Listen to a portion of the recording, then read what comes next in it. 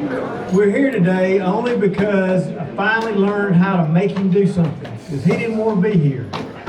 But we're doing it anyway. I think we started off talking about maybe an hour, and we got 2 hours out of him, so y'all just don't let him run to the door, okay? Because the man is somebody, as everybody in this room knows, doesn't like taking credit. He's always talking about how everybody else on the team did something. So today is about him and about thanking him for his years of service. So we have several people here with proclamations, and I've told them all they can't read these proclamations because you don't want to hear all that. They can say something nice about him and hand him a proclamation because he doesn't want to hear all that. We've already been down that road, and I may get fired, but if he does, I got the keys. I can come back to him wherever you want. Got you on that one, sir. Finally. All right. Because you don't become the kind of leader he is by just telling people what to do. You do that by showing them how it's done, believing in them, and giving them the ability to get things accomplished. He's been doing that for 28 years, and I get to say that because I've been around this place a long time. I was here before he got here, and I know how things have been in the past, and I know how they are today. And so on behalf of all these people and a lot of others who just simply couldn't be here today, thank you, sir, for everything, sir. Indeed.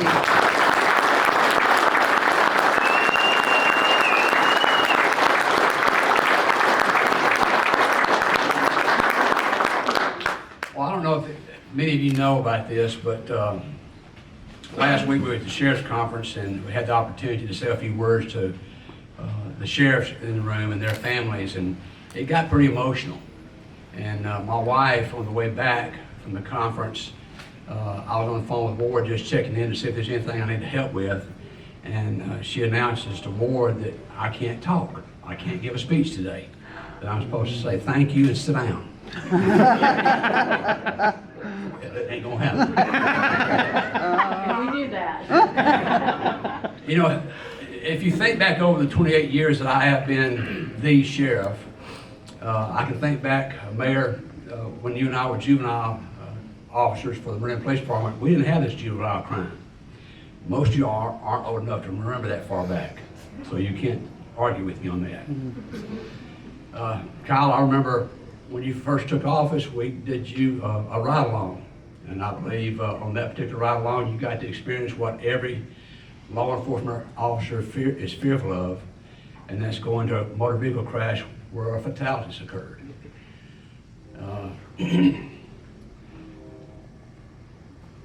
Folks, all I can say is thank you for challenging me to challenge the men and women of this sheriff's department. Every day, almost every day, I've walked into CID and have asked one question, CID, what's that? Put anybody in jail. Put anybody in jail. That was a daily walk down the hallway. Every grand jury that the DA's office has presented to a grand jury, and they've sent back reports to us saying, well, this case was almost good enough. A report has been generated by the commander of that division saying, this is what the problem was. It wasn't us, it was this or that. We did our job. The important thing for a leader, as Ward just said, is to challenge your employees. To say, here's the mission, here's the resources, and I'm going to check up on you when it's over with. And for 28 years, I've tried to do that. I've contemplated firing a couple of employees this past week. Just was it yesterday morning or the day before, one of the young patrol officers did something and then sent on our gossip app on our phone. What did he say? I got to spike somebody. Got my first spike. Got my first spike today. Everybody knows I have failed. I've had spikes in my vehicle for years now. I've had bad guys cut through the median, drive around me, and I didn't get a spike. But a deputy thought it was appropriate at 5 a.m. to send me a text saying, I got me a spike today, Sheriff.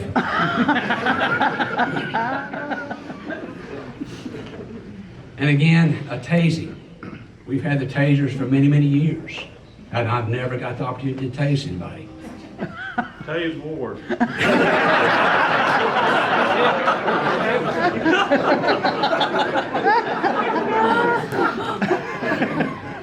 If you'd have lost the election, it'd be worse than that.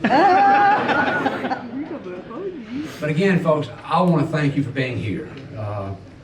You guys are going to have the opportunity to have the clean version today.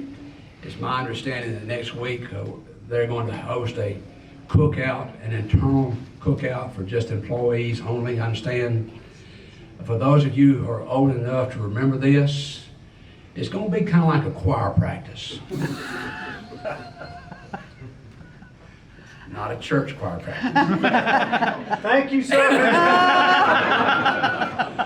Now, I'm hoping that we're going to think back over the past 28 years of the memories that we all have experienced. This week, or 2 weeks ago, I got the greatest fear every law enforcement administrator could ever hear. And that is, I've been hit. You know, to go 48 and a half years and never had the situation where, as an administrator, I've lost an officer, and to be 2 weeks away and to hear that come over the radio, it'll knock your socks off.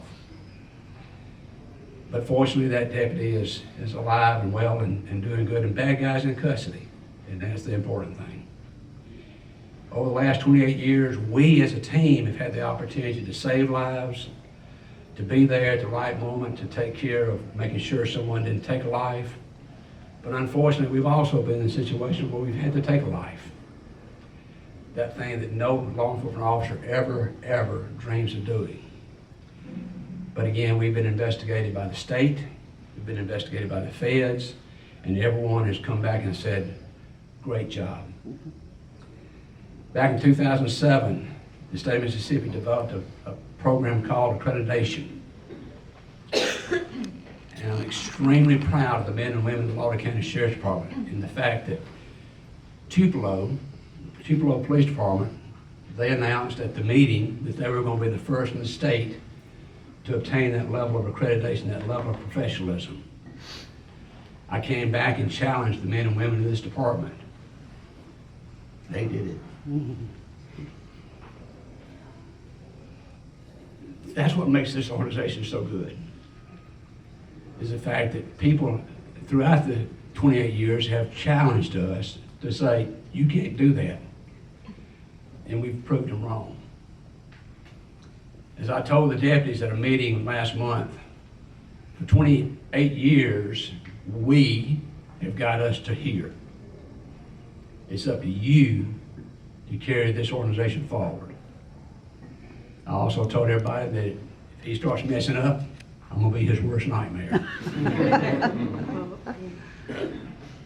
We've had great moments and we've had bad moments. My wife, I thought, was gonna kill me just before we came over here. Because I went to YouTube and started watching the video for motivation. Anybody care to guess back in June 6th of 2010 what that video was? December 6th, sir. December 6th, excuse me, December 6th, 2010. Anybody care to guess District 5 Supervisor? You can go to YouTube and type in and search for that video. That was the infamous, almost 15-minute showdown in the Board of Supervisors meeting room between myself and the late Mr. Ray Boswell and Ward Mr. Ray Boswell. People like him only make us better, because we knew that every time we went into a meeting, Mr. Boswell was going to challenge us, was going to try to find problems with us, and we were tasked with being prepared to answer any and all questions he had. Before becoming your sheriff, I had the opportunity to work at the Marine Police Department for 20 years and 4 days. Not that I was counting. But I had the opportunity to be the police chief for Jimmy Kim. Many of you know him. Know he's very demanding. He made me a better person because he challenged me just like Mr. Boswell challenged us. Just like you as a community have challenged us. if you'll pardon the somewhat inappropriate language, I have to tell you one of the conversations Mayor Kemp and I had. And I tell you this because it motivated me. He and I were having one of those boss-chief conversations, and he didn't like everything that I was responding to him by. And he looks at me and he says, "Hell, Sollie, I'll fire you and hire your wife. She's smarter than you anyway." Motivation. So again, folks, it has been my pleasure to be your sheriff over the last 28 years. As you all have heard, I'm having a surgery next Monday, which will put me in the hospital probably till about Thursday. I've told several members in this organization, I think that's the good Lord taking care of me. Because I was getting real close to that edge. Ski has referred to it in his military background of that guy that's going out, but might be thinking about going out in a flame of glory. So I'm going to turn my vehicle in this weekend, which means I can't, well, I can't say I can't. I have been involved in police chases in my personal vehicle. But I will try not to get in any car chases when I come out of the hospital. My wife and I went to the doctor the other day, and obviously she didn't hear what I heard. The doctor, she claims the doctor told me that after the surgery I'm not supposed to lift anything heavier than I almost said A milk jar. a milk jug. I thought he said 25 pounds.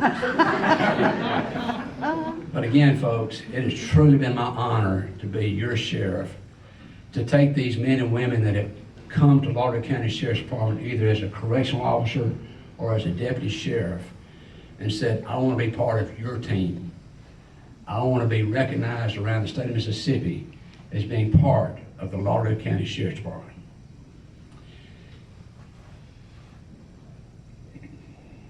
Got to go to my notes. It's time to close. I had said in many years past that I was wanting this done at a special time for me.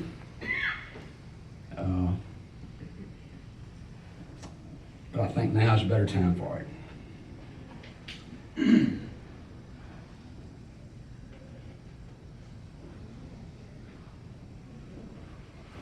For those of you who are not into music, there's a particular artist out there that wrote a song, and I'm going to read a few of the verses to you. He's not gonna get through this. And I think now's the time, the appropriate time for me to read these.